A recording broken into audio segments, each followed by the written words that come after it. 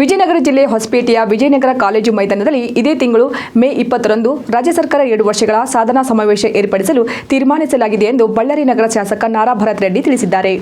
ಶುಕ್ರವಾರ ಸಂಜೆ ಹೊಸಪೇಟೆಯ ಜಿಲ್ಲಾಧಿಕಾರಿಗಳ ಕಚೇರಿಯಲ್ಲಿ ಜಿಲ್ಲಾ ಉಸ್ತುವಾರಿ ಸಚಿವ ಅಬೇಜಾಡ್ ಜಮೀರ್ ಅಹಮದ್ ಅವರು ಅಧ್ಯಕ್ಷತೆಯಲ್ಲಿ ನಡೆದ ಪೂರ್ವಭಾವಿ ಸಭೆಯಲ್ಲಿ ಭಾಗವಹಿಸಿದ ನಂತರ ಅವರು ಪತ್ರಿಕಾ ಹೇಳಿಕೆಯನ್ನು ನೀಡಿದ್ದಾರೆ.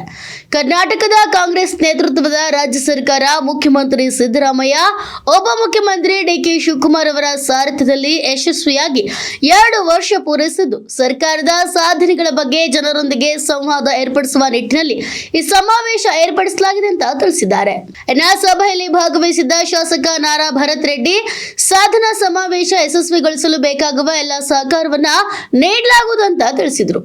ಮೇ 20ರಂದು ನಡೆಯಲಿರುವ ಸಮಾವೇಶದಲ್ಲಿ ಎಐಸಿಸಿ ಅಧ್ಯಕ್ಷ ಮಲ್ಲಿಕಾರ್ಜುನ್ ಖರ್ಗೆ, ಲೋಕಸಭೆ ವಿಪಕ್ಷ ನಾಯಕ ರಾಹುಲ್ ಗಾಂಧಿ, ಸಿಎಂ ಸಿದ್ದರಾಮಯ್ಯ, ಡಿಸಿಎಂ ಡಿಕೆ ಶಿವಕುಮಾರ್, ಸಚಿವ ಸಂಪುಟದ ಎಲ್ಲ ಸಚಿವರು, ಕಲ್ಯಾಣ ಕರ್ನಾಟಕದ ಎಲ್ಲ ಶಾಸಕರು, ಸಂಸದರು ಭಾಗಿಯಾಗಲಿದ್ದಾರೆ ಅಂತ ಶಾಸಕ ನಾರಾ ಭರತ್ ರೆಡ್ಡಿ ತಿಳಿಸಿದ್ದಾರೆ.